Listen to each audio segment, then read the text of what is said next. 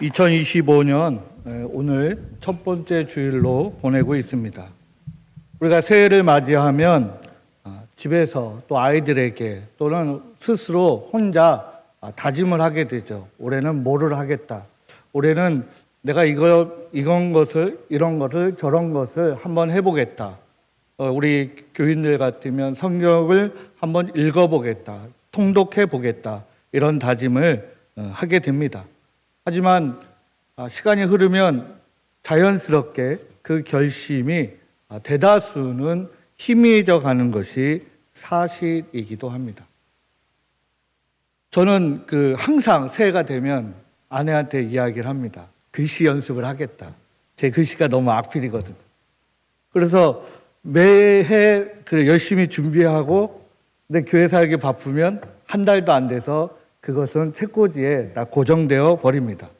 우리 성도님들은 어떤 새해 결심을 하고 있습니까? 특별히 우리가 새로운 것을 경험하게 될 때 두 가지의 큰 특징이 있습니다. 하나는 두려움입니다. 기존 것이 더 좋은 것인지 아니면 그것이 더 나은 것인지 조금 두려움을 우리가 가지고 있기도 합니다. 또 하나는 설렘이죠. 그거에 대한 기대감입니다. 그거에 대한 희망이죠. 우리식으로 표현한다면, 신앙으로 표현한다면 소망과 비전에 대한 기대감이 넘칠 것입니다. 오늘 제가 이런 말씀을 드리는 이유는 새 포도주는 새 부대라는 제목으로 말씀을 전하고자 하기 때문입니다. 우리가 보통 오늘 본문에서 집중하는 것은 새 포도주와 새 부대이죠. 하지만 14절 말씀을 우리가 조금 더 곱씹어 보고 나서 17절 말씀을 읽게 되었을 때 우리는 그 말씀이 더 큰 은혜가 올 것이라고 생각되어집니다. 오늘 14절 말씀에 이 세례 요한의 제자들이 예수님께 질문을 하고 있습니다. 우리와 바리새인들은 자주 금식하는데 왜 당신의 제자들은 금식하지 않느냐라고 질문하고 있습니다. 우리가 세례 요한이 태어났을 때 어떤 현상이 있었습니까? 특별하고 좀 표적과 이적이 있었던 태어남이었습니다. 그러고 나서 이 세례 요한은 광야로 가서 사막으로 가서 낙타옷을 입고 메뚜기와 석청을 먹는 그런 고난의 연속의 삶을 살아오고 있었습니다. 그렇기 때문에 이 세례 요한은 매우 검소했을 것이고 매우 금욕적인 삶을 유지하고 있었을 것입니다. 즉 다시 말해서 매우 경건한 생활에 익숙한 모습을 이 세례 요한의 제자들은 그들의 스승이었던 세례 요한의 모습을 통해서 이 세례 요한의 제자들 역시도 경건 생활에, 즉 금욕적이고 그리고 매우 금식을 자주 행하는 그런 신앙의 모습을 보여주고 있기도 합니다. 이런 형태를 우리는 바리새인들의 모습에서도 찾아볼 수 있죠. 바리새인들도 성경에 보면 누가복음 18장 12절에 나는 일에 2번씩 금식한다라고 기록하고 있기도 합니다. 세례 요한의 제자들은 그런 신앙의 삶을 살아오고 있는 와중 속에 세례 요한이 예수님에 대해서 언급을 하게 됩니다. 그리고 그 세례 요한의 언급을 통해서 아마 예수님의 모습들을 쫓아가고 있었을 것입니다. 하지만 오늘 장면에서 세례 요한의 제자들은 매우 의문점을 가지고 있습니다. 본인들의 스승도 본인들도 매우 금욕적인 신앙의 경건함을 유지하려고 노력하고 있는데 예수님의 제자들은 그렇지 않았다는 것입니다. 예수님의 제자들 역시도 세례 요한이 언급한 대로라면 하나님을 향하여 매우 금욕적인 금식을 행하고 매우 경건한 모습을 보여야 함에도 불구하고 이 예수님의 제자들은 그렇지 않았다는 것이죠. 당시 예수님이 살던 그 시기의 경건함은 매우 한 가지로 요약할 수 있습니다. 사람들에게 보여지든 보여지든 않든 금식을 하는 것이 율법적으로나 그들에게 매우 중요한 신앙의 경건한 삶의 표적이기도 했습니다. 하지만 예수님의 제자들은 전혀 그런 모습이 보이지 않았죠. 세례 요한은 예수님에 대해서 언급을 하고 있습니다. 그래서 밀접한 관계는 아니지만 매우 연관되어 있은 사항이었습니다. 그럼에도 불구하고 예수 그리스도와 예수 그리스도의 제자들은 전통적인 신앙의 모습을 지금 보이지 않고 있기 때문에 매우 궁금해하고 있었습니다. 우리도 어떻게 보여주고 있습니까? 나의 경건의 모습은 어떤 모습으로 드러나고 있습니까? 남에게 보여지는 기도의 모습, 남에게 보이지 않는 믿음의 모습. 사실은 우리가 뭐가 옳다, 뭐가 그르다 이야기하기는 쉽지 않습니다. 하지만 그 당시의 경건은 매우 중요한 것 중에 하나가 금식이었다는 것이죠. 앞에서 살짝 언급했지만 율법에서도 그들의 삶의 전통에서도 그리고 그들의 주장하는 것처럼 성경에서도 일주일에 2번 정도는 금식을 하고 있다는 것이 신앙의 척도였다라는 것이죠. 우리는 우리의 신앙의 모습을 어떻게 하나님께 보여주고 있습니까? 금식은 그 당시 회개와 더불어서 매우 중요한 하나님과의 관계를 드러내는 것이었습니다. 어쨌든 그것이 바리새인이나 서기관을 통해서 올바른 그리고 옳은 모습으로 드러나지는 않았지만 어쨌든 유대 사회 전반에 걸쳐서 그들이 가지고 있던 전통적인 경건함의 모습이었습니다. 그런데 예수님의 제자들은 그런 모습을 보이지 않았다는 것이죠. 오늘 15절 말씀에 보면 혼인집 손님들이 신랑과 함께 있을 때 슬퍼할 수 있느냐? 그러나 신랑을 빼앗길 날이 이르리니 그때에는 금식할 것이다라고 이렇게 예수님은 말씀하고 있습니다. 즉 예수님은 신랑이라고 표현하고 있습니다. 그리고 그 신랑이 올 때, 그 때에 대해서, 시기에 대해서 또 한번 언급하고 있습니다. 하지만 이런 내용들은 우리는 익숙하지만, 현대를 살아가고 있는 그리스도인들은 익숙하지만 그 당시 유대 사회의 전통적인 신앙을 가졌던 세례 요한의 제자들은 뜬금없는 이야기입니다. 알 수 없는 내용이죠. 예수님의 사역이 이제 시작되어 가고 있습니다. 그리고 하나님 나라를 선포하셨습니다. 하나님 나라에 대한 것을, 즉 은혜로 통해서 구원을 받는다라는 것을 지금 사람들에게 선포하고 있는 것이죠. 그들은 그런 것을 받아들이기 어려웠습니다. 그들의 신앙은 하나님 앞에 제물을 드리는 신앙이었습니다. 핏값을 주어야지만 그 하나님께서 죄를 용서해 주시고 축복해 주신다는 것이었죠. 예수님이 말씀하신 그 새로운 시대, 하나님 나라, 그 희망, 새로운 시작은 그들에게 매우 새로운 관점을 들려주고 있었기 때문에 그들이 받아들이기는 쉽지 않습니다. 한번 예를 들어 볼까요? 우리가 2000년대 초반 1996년도 이후에 교회학교의 매빅이 한참 번창했습니다. 그래서 모든 교회들이 어느 정도 예산이 있는 교회들은 매빅을 시행하고 쫓아가려고 노력했습니다. 그리고 매빅을 못하는 교육 전도사는 매우 능력이 없는 전도사였습니다. 저는 능력이 없는 전도사였습니다. 매빅을 별로 좋아하지 않았습니다. 그래서 교회 안에 매빅을 하는 부서, 저는 전통적으로 예배를 드리는 부서, 이렇게 진행을 했습니다.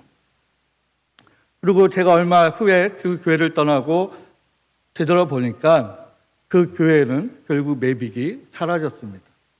저도 이 교회에서, 우리 교회에서도 매빅을 했었다라고 들은 적이 있습니다.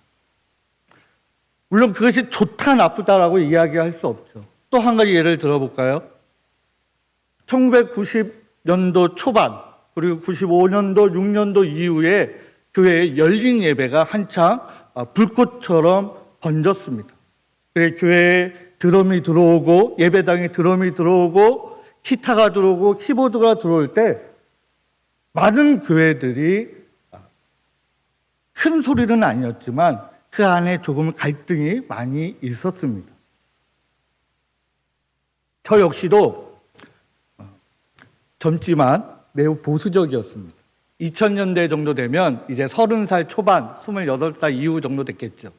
그래서 인천에서 청년부 예배를 드리는데 서울 예전에 다니는 청년부 후배가 있었습니다. 그 청년이 R&B라고 아시는지 모르겠지만 이렇게 하는 노래가 있습니다. 그런 스타일로 찬양을 하게 됐을 때 저는 쉽게 받아들이지 못했습니다. 같은 또래에 있음에도 불구하고 저는 거기에 대해서 매우 거부감이 많은 스타일이었습니다. 이렇게 현대를 살아가고 있는 우리 역시도 시대의 흐름에 따라서 그게 옳고 그름이 아님에도 불구하고 우리는 거부감이 생기는 이들도 있고 그것을 매우 흡족하게 쉽게 받아들이는 그런 것도 있습니다. 하물며 2000년 전에 이 세례 요한의 제자들은 예수님의 그 신앙의 형태와 그 모습을 잘 이해하지 못했습니다. 예수님의 메시지는 세례 요한을 통해서 예수님을 어느 정도 인정하고 싶었음에도 불구하고 그들에게 그 신앙의 모습은 그들의 메시지는 즉 예수 그리스도의 선포는 쉽게 받아들일 수 없는 새로운 것이었죠. 이질적인 것이었습니다. 터부시할 수밖에 없었던 것입니다. 우리도 그런 비슷한 것들을 경험했을 것이라 여겨집니다. 예수 그리스도는 그전에 가지고 왔던 신앙이 아니라 그것의 연장선이 아니라 그런 낡은 율법을 끊고 새로운 메시지, 즉 하나님 나라를, 천국을 선포하고 있는 것이었습니다. 이 세례 요한의 제자들은 그 메시지는, 그 말씀은, 그 선포는 그들의 신앙의 단절을 의미한다라고 이야기할 수 있었을 것입니다. 어쩌면 그것이 받아들이면 우리의 신앙이 무너지고 우리가 예배당에서 드럼을 치면 예배를 수준을 매우 경건하지 않는 예배가 된다라고 생각했던 그런 시기와 비슷하지 않을까, 아니면 더 격하게 반대했을 수도 있습니다. 하지만 세례 요한은 제자들에게 요한복음 3장 29절 30절에 예수 그리스도를 지지하고 그렇게 말씀을 드리고 있습니다. 신부를 취하는 자는 신랑이나 서서 신랑의 음성을 듣는 친구가 크게 기뻐하니 나는 이러한 기쁨으로 충만하였노라. 그는 흥하여야 하겠고 나는 쇠하여야 하리라. 이렇게 고백하고 있습니다. 세례 요한의 제자들은 자신들의 스승, 자신들이 그렇게 금욕적인 경건함을 배워가고 실천하고 그 하루하루의 삶을 힘겹게 가고 있는 그들의 스승이 예수님을 그렇게 고백하고 있죠. 그럼에도 불구하고 이 제자들은 그것을 쉽게 받아들이지 못했습니다. 그래서 묻지요. 왜 경건한 생활을 하지 않느냐고 묻고 있습니다. 예수님은 그거에 대해서 두 가지로 말씀하고 있습니다. 새 포도주는, 새 술은, 새 부대, 그리고 생배 조각은 낡은 옷과 같이 꼬맬 수 없다라고 이야기하고 있습니다. 세례 요한은 회개의 메시지를 그리고 금욕적이고 경건한 삶에 초점이 맞췄다면 예수님은 하나님 나라, 기쁨, 새로운 시대, 새 질서에 대해서 선포하고 있지요. 우리가 다 아는 것처럼 새 포도주는 어떻습니까? 아직 숙성되지 않았기 때문에 점점점 팽창하게 됩니다.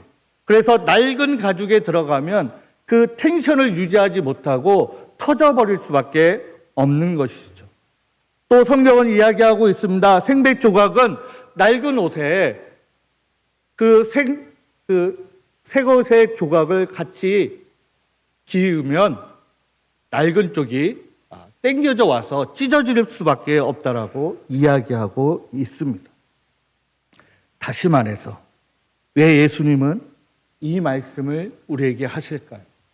단순하게 포도주와 생배 조각이 아니라 왜 금식을 먼저 언급하시면서 그리고 다시 포도주를 그리고 새 부대를 우리에게 말씀하실까요? 그것은 이 새 포도주는 단순히 가지고 왔던 그들의 오랜 전통이 아니라 새로운 복음과 은혜라는 것입니다. 새 부대는 우리가 변화되어야 된다는 것입니다. 낡은 것으로는 해결될 수 없다는 것이죠. 즉 새로운 부대가 준비되지 않으면 새로운 은혜를 우리가 흡수할 수 없고 그 부대가 터져버린다라고 성경은 말씀하고 있습니다. 나는 모든 것을 다 담을 수 있어. 나는 지금 내 지식으로 내 여러 가지 신앙으로 모든 걸 품을 수 있어라고 이야기하고 있는 이들도 있을 것입니다. 하지만 우리가 하나님 앞에 우리의 주장을 가지고 하나님의 믿음을 소유할 수는 없다라는 것입니다. 예수 그리스도의 복음을 내 낡은 그 부대로는 채울 수 없고 유지할 수도 없고 그것을 사용할 수도 없다라고 말씀하고 있는 것입니다. 우리는 얼마나 하나님의 말씀을 담으려고 새롭게 항상 새롭게 새 마음을 새 사람으로 우리가 준비되어 가고 있습니까? 지금 이 세례 요한은 예수님을 아예 무시하던 그런 사람들이 아닙니다. 세례 요한의 제자들은 예수님을 손가락질하던 사람들이 아닙니다. 그 당시 그래도 예수 그리스도의 그 말씀과 그 메시지를 그래도 받아들이려고 노력하는, 그리고 그들의 스승은 예수 그리스도를 지지했던 그런 사람들 속에 매우 앞쪽에 서 있던 이들이었습니다. 하지만 그들 역시도 예수 그리스도의 새 포도주를, 새로운 메시지를, 새로운 선포를 그들은 받아들이지 못하고 있는 것이죠. 우리는 하나님의 말씀을 듣고 있습니다. 하나님의 말씀을 우리는 얼마나 새로운 부대를 가지고 새로운 부대에 얼마나 담고 있습니까? 아니, 혹 여러분은 나는 예수님의 말씀을, 하나님의 말씀을, 성령 하나님의 말씀을 잘 받아들이고 있다고 하지만 내 삶의 모습은 믿기 전이나 믿은 후나 똑같기 때문에 낡은 부대를 지금 가지고 있어서 그 부대가 어느 한 곳에 구멍이 나서 하나님 말씀이 들어오지만 온전히 나갈 곳으로 나가지 않고 다른 곳으로 지금 새고 있는 것은 아닌지 모르겠습니다. 오늘 여러분들은 하나님의 말씀을 위해서 그 말씀을 받아들일 수 있는 새 부대를 준비하시는 새해가 되시기를 간절히 소망합니다.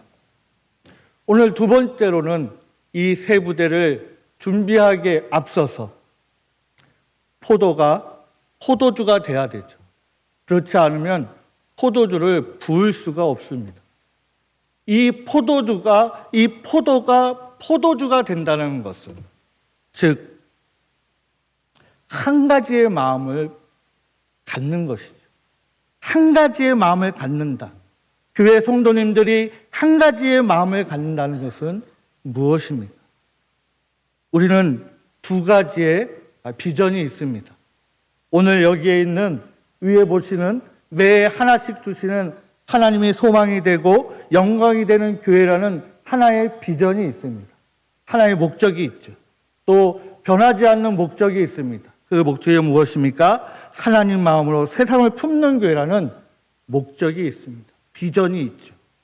우리 성도님들이 하나하나의 포도알들이 다 그 포도알들이 합쳐져서 포도주가 되었을 때 그 부대에 담을 수 있다라고 말씀하고 있습니다. 남들은 포도주가 되어가고 있는데 나는 아직도 포도로만 남아있는 누군가가 아니십니까? 교역자만 해야 합니다. 당회원만 해야 됩니다. 재직들만 해야 됩니다. 아니죠. 예수 그리스도를 내 하나님으로 고백했다면, 메시아로 고백했다면 이제 나는 포도로서 위로 남아있는 것이 아니라 포도주가 되어야 합니다. 제가 서리집사 서리집사 교육을 했습니다. 그래서 마지막으로 당부한 게 한 가지 있죠. 그것은 무엇이냐면, 이제 집사의 직분을 갖게 됐고 이제 재직으로 나가게 됐을 때 꼭 이 생각을 가지고 있어야 합니다. 그것은 무엇입니까? 배려받는 성도에서, 도움을 받는 성도에서 이제는 누군가를 배려하고 도와주고 협력하는 성도가 되어야 된다고 말씀을 드렸습니다. 근데 우리는 알게 모르게 내 포도성이가 더 크다라고 이야기할 때가 많이 있습니다. 하지만 오늘 말씀에 의하면 우리는 그렇지 않죠. 우리 송구영신 예배 고린도후서 10장 31절에 우리는 뭐라고 이야기 들었습니까? 무엇을 하든지 하나님의 영광을 위해서 해야 한다고 말씀을 들었습니다. 하나님의 영광을 위해서 우리가 나아가야 되죠. 오늘 이 시간 우리가 포도알로 남아있는 것이 아니라 우리가 포도주가 될 수 있는 저와 여러분이 되기를 간절히 소망합니다. 그렇게 됐을 때 사도 바울은 의의 면류관을 받을 수 있다라고 말씀하고 있습니다. 그러면 이 포도알이 포도주가 되기 위해서는 어떻게 해야 합니까? 예쁘게 포도알을 모셔둬야 합니까? 관상적으로 잘 놔두면 포도주가 됩니까? 그렇지 않죠. 포도주가 되기 위해서는 아마 우리 교회에서 윤팔래 권사님이 잘 아실 것입니다. 우리 성찬의 포도주를 준비하고 계신데 이 포도가 포도주가 되기 위해서는 으깨져야 합니다. 예쁘게 칼로 예쁘게 칼집을 넣어서 예쁘게 만드는 것이 아니라 어떻게 해야 되죠? 그 포도알이 보이지 않을 정도로 뭉개져야 합니다. 어디에서는 손으로 하기도 하고 어디서는 발로 하는 여러 가지 방법이 있지만 중요한 것은 포도알이 포도알로서 나타나면 안 됩니다. 그 포도알은 포도송이로 보여지는 것이 아니라 형체가 보이지 않아야 합니다. 압착되어야 되죠. 뭉개져야 합니다. 그 스스로의 모습이 사라져야 합니다. 그렇게 됐을 때 포도주가 될 수 있는 것이죠. 우리는 얼마나 포도주의 역할로 넘어가고 있습니까? 아니면 지금 현재도 예수님께서는 새 포도주는 새 부대에 담으라고 했는데 새 술이 아니라 새 포도주가 아니라 포도 알갱이로서 부대에 담겨주려고 그 주둥이를 벌리고 하고 있습니까? 우리는 포도주가 되어야 합니다. 성도로 교회에 들어왔을 때 포도알이었지만 이제는 교회 밖으로 나가게 되었을 때는 우리 모두가 포도주가 될 수 있기를 간절히 소망합니다. 우리가 그렇게 되었을 때 하나님께서 우리에게 그 은혜를 허락하여 주시는 것이죠. 남들에게 보여지는 금식이 아니라 우리 스스로 그 포도가, 포도알이, 포도송이가 포도주가 돼서 내 형체가 남아있지 않고, 내 이름이 남아있지 않고, 내 형태가 남아있지 않고, 내 모습이 남아있지 않고, 내 무언가도 남아있지 않은 한 가지로 변화되었을 때 우리는 하나님의 은혜를 받을 수 있는 것입니다. 그것이 오늘 말씀을 우리에게 주고 있습니다. 그렇기 위해서는 오늘 우리가 매일 하는 것처럼 성경 통독이고 매일 말씀을 들으며 매일 말씀을 또 묵상하고 또 하나님의 말씀대로 우리가 그렇게 살려고 발버둥치고 몸부림쳤을 때 우리는 하나님이 원하시는 성령 하나님께서 인도하시는 포도주가 될 수 있음을 믿습니다. 그렇게 됐을 때 나도 살고 교회도 살고 하나님의 영광도 드러나는 것입니다. 그래서 우리 17절 말씀 제가 읽어보도록 하겠습니다. 새 포도주는 새 부대에 넣어야 둘 다 뭐라고 표현하고 있습니까? 보전되느니라고 말씀하고 있습니다. 내가 포도알이 포도주가 되었을 때 우리는 나는 죽고 나는 힘없고 나만 고생하고 나만 아무것도 남지 않는다라고 했을 때 그것이 아니라고 성경은 나도 살고 교회도 살고 하나님께 영광된다고 둘 다 보존된다라고 분명히 말씀하고 있습니다. 오늘 저와 여러분 모두가 새해 다시 한번 하나님 앞에 다짐하시면서 우리가 포도주가 되기를 간절히 소망합니다. 기도하겠습니다. 하나님 아버지 감사합니다. 우리가 신앙생활을 하고 믿음의 여정을 가고 있지만 때로는 나의 주장, 나의 생각, 내 욕심, 내 이름이 드러나기를 원할 때도 있습니다. 하지만 오늘 말씀처럼 내 이름이 사라지고 내 형태가 사라지고 내 주장이 사라지고 내 모습이 사라졌을 때 내가 완전히 사라지는 것이 아니라 내 모습 그대로 하나님께서 보존하여 주신다라고 말씀하고 있습니다. 하나님, 그러기 위해서 먼저 우리가 으깨져야 합니다. 뭉개져야 합니다. 하나님, 우리 성도님들이 그 삶을 받아들이게 하시고 믿음으로 고백하게 하여 주시기를 우리 주 예수 그리스도의 이름으로 기도드립니다. 아멘.